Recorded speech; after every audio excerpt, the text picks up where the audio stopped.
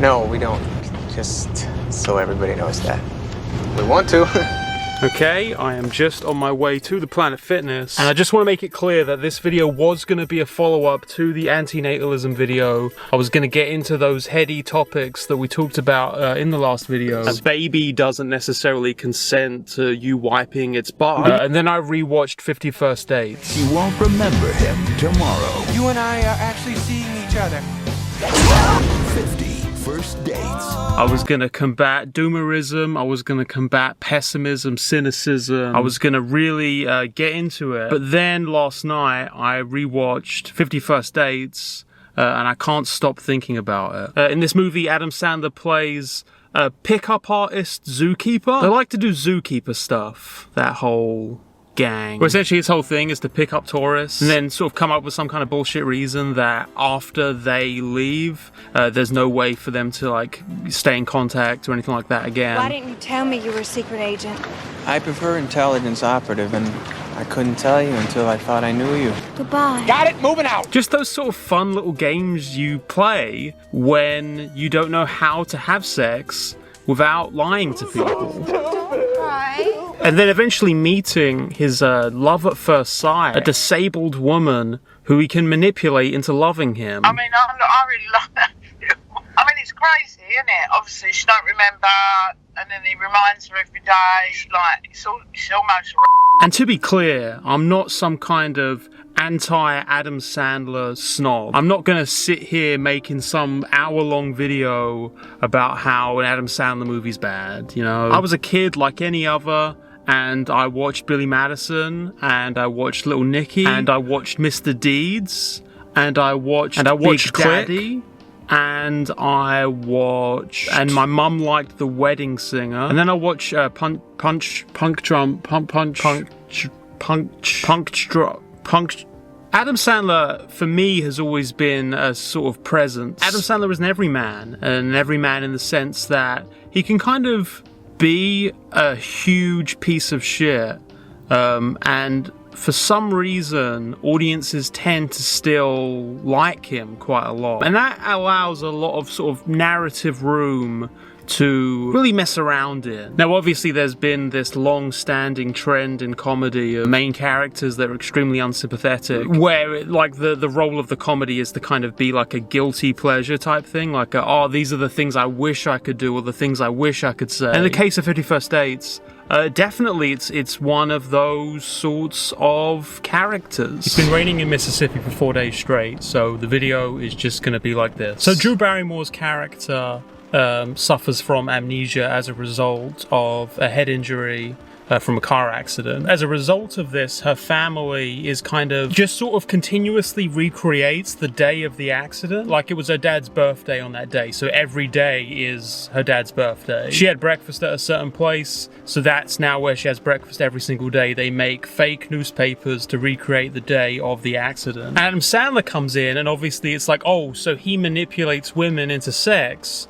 So someone who suffers from amnesia would be really easy to manipulate. I like making little houses out of waffles. That's my thing. Like I say, classic everyman protagonist. But then along the way, he sort of realizes that actually he wants to have a real relationship. Now, obviously, implicitly, we understand that it's a romantic comedy, so you can assume the characters aren't too bad. Like the idea that they mean well, so that they mean well, so that they mean well, so that they mean well. Yeah, that's, and it ends at this heartwarming thing where Adam Sandler is also willing to kind of fit around Drew Barrymore's specific condition, making videos, you know, to remind Drew Barrymore that she loves him. And, you know, there's nothing to worry about there, you know, just Adam Sandler will keep producing videos so Drew Barrymore can always know, even if she doesn't think it, that she does love Adam Sandler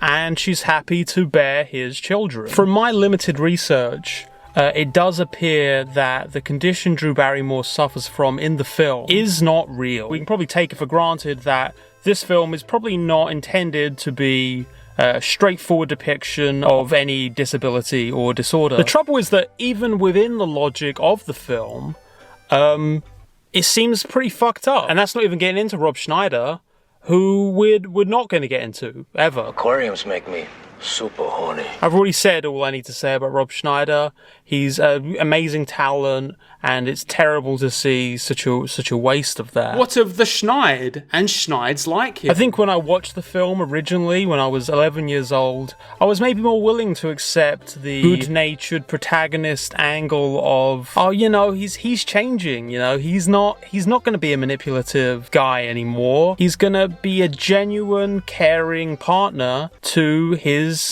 disabled girlfriend. 50 First Dates might be the hardest I've ever seen the Adam Sandler style of humor conflict with an attempt to tell this like sentimental kind of story. The tone has probably been done worse. I know there was that movie that was basically about Adam Sandler being molested as a child. As far as I understand it, they only play that for laughs, which is probably worse, but is also at least slightly less jarring than a film that's clearly trying to be very sentimental and sympathetic and all that sort of stuff. It's like proto-fake wokeness. There's like the seed of the idea that this is like a really fucked up premise, but we can't really like change anything that happens in the story. She's got brain damage, you psycho. I noticed this issue when I was watching Reign Over Me, which was one of those Adam Sandler movies that people always recommend, but I hadn't got around to seeing. And it's actually a very touching story about a guy who loses pretty much his entire family in the attack on the World Trade Center, and sort of working through the incredible trauma that would result from having that kind of thing happen to you. But then it's goofy Adam Sandler comedy. It's reminiscent of what I was saying about Pam and Tommy and Seth Rogen and that whole thing. Just a real struggle. There's this whole subplot with like Don Cheadle being sexually harassed that's like a comedic subplot. And lots of weird little goofy things that you would expect from like an Adam Sandler comedy, but not from this very meditative mental health kind of story. And I don't mean this in that kind of 50-50 way, where it's just kind of making light of something that is quite serious. I just mean like it's completely distracting and completely jarring. The feeling is always at its strongest when it feels like the serious plot and the comedic side stuff is just completely separated. So in 50 First Dates, they show the accident that resulted in Drew Barrymore losing her memory. And she's holding a pineapple. And they're really focusing on the pineapple. It's like the whole scene is this tragic, traumatic thing that's happening, and they're just a pineapple. What's up with that pineapple? And obviously it's because the pineapple is funny. It's because the pineapple is a funny gag to see the pineapple. And I think the pineapple in many ways is a metaphor for trying to fit a serious narrative in this kind of product. And I think it's really interesting that even when there are obstacles in the relationship, which you can expect because it's a romantic comedy, it's always kind of framed in terms of, oh, this is too difficult for you. I wouldn't expect you to go through all of this for me, for little old me. You had plans and a life before you met me, and now all you have time for is to make me fall in love with you every day. They really spend not that much time on the idea that maybe there could be like something to be concerned about when for the rest of Drew Barrymore's life she's now going to have Adam Sandler essentially tell her how she feels. I think he's more than my friend. You're my boyfriend, right? Yes, ma'am. You know, she's got this short-term memory loss. She resets at the start of each day, and they don't try to, like, have her be cured of it or anything like that. So instead, you've just got to imagine that, yeah, Adam Sandler at one point convinced her that they were a loving couple in a loving relationship, and they had sex, and she was impregnated, and then presumably at some point she went through 9 months of pregnancy while forgetting everything that was happening to her every single day. And I think when you think about it, that's a really heartwarming conclusion to this story. How is this allowed? Who? I would assume that I guess this is just what happens when you don't involve anyone who could even be remotely connected to whatever thing you're trying to depict in the production. There's movies like The Big Sick that are romantic comedies that deal with serious issues that people can have. You can do that, and I think that the thing that the movies like that show you is that when you're speaking from a position of like some level of knowledge. He can actually fit the comedy into what's happening much more naturally, rather than here's this tragic thing that happened to me, and here's walrus stuff. Here's some fun walrus things. Am I just gonna have to film inside again? If anyone has any studio recommendations in the Memphis, Tennessee area, presumably for free, I think really we've got to do something about rain. I think it's gone on long enough. We've let this slide for so long as a society. We have how many umbrellas? And we don't have like a really big one. So the main light in the bedroom that we're staying in has this whirring sound that's on whenever you turn on the... And the trouble is that you can't turn the light on without turning that thing on. So if I were to just film in the place we're staying, either there would be a loud whirring sound in the background the whole time, or I would have to be filming in complete darkness. Actually, the obsessiveness shows how much he loves her. The fact that he's obsessed and that he's so obsessed shows that he loves her. The depths he will go to manipulate her show how much... So every day you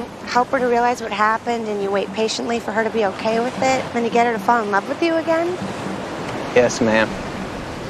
I think we can basically assume that things are going to work out fine as long as Adam Sandler isn't really the type of person to kind of lie or deceive when it benefits him on any given day. The whole setup where he's essentially making videos to keep her updated on what's been going on. As long as Adam Sandler's character isn't really the type to sort of lie or deceive when it benefits him at any given time, yeah, Adam Sandler could really do anything and then tell Drew Barrymore it didn't happen, or just not tell her about it, and it would be fine. And it's not even just that that's what's happening, it's also that they've decided to make their lifestyle going out on their own on their boat. But luckily she has her dad there as her sort of watchful guardian, who is completely behind everything that Adam Sandler is doing. It's terrifying. It's a terrifying story. And I liked the walrus jokes when I was a kid, and in retrospect, I guess he was probably a zookeeper because kids would find the animals funny. Alright, I'm off already. Is this movie PG? It's PG-13, so I guess I shouldn't have been watching it. Kids reviews for 50 First Dates. 4 stars. Really good for tweens. So funny. One of the best comedies ever. Really good for tweens. A little bit of innuendo. 4 stars. Funny, iffy jokes, and a funny love story. Some sex jokes. The sh word and 1 F word. Some gay jokes. And sex without protection. Is that in the movie? 5 stars. Lots of heart in dramedy about anterograde amnesia. The best Adam Sandler movie I've seen. It tones down the crude humour to the point where it's almost immeasurable to Sandler's other film, Click. A character tells his son to get off the juice, and another character smokes marijuana in a couple brief shots. You know, that's really the thing. Would you stop poofing on that joint and do some work? That's really the thing that I think would make this movie kind of a bad influence for kids, is the weed. I think, yeah, the marijuana smokage is really the thing that I think could be a bad influence to any young people that watch this movie. And the middle finger is shown once or twice. It's just one of those movies where you could basically take the exact same plot and turn it into a horror movie. And I think they actually did. They actually did do that. I'm curious as to whether they watched 50 First Dates before they did it. You know, like how you go back to a sitcom that was made more than like 5 years ago, and like every other episode has like a little transphobic joke in it? It's just always fun to go back and see what was happening at the time and what people were viewing as heartwarming. A heartwarming story.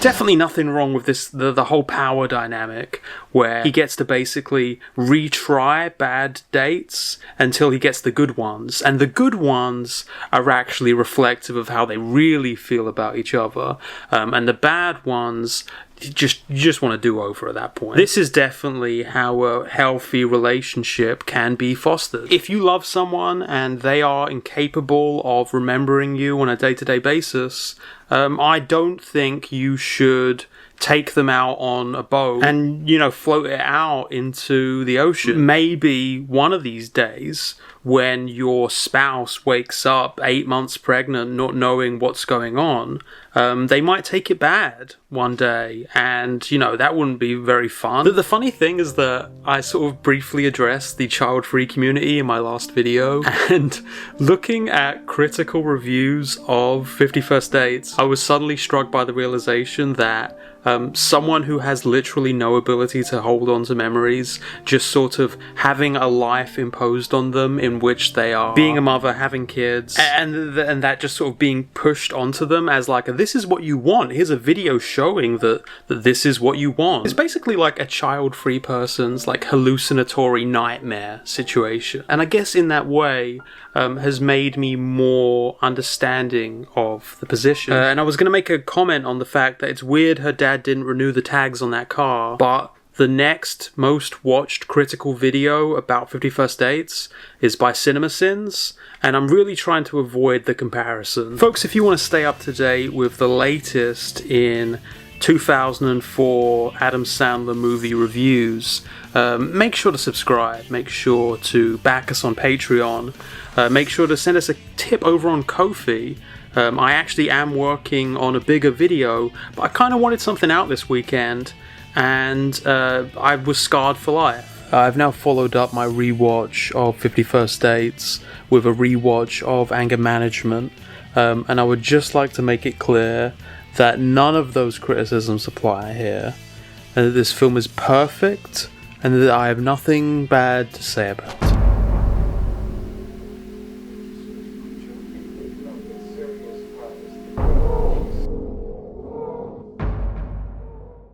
It's not Al anymore. It's Duck.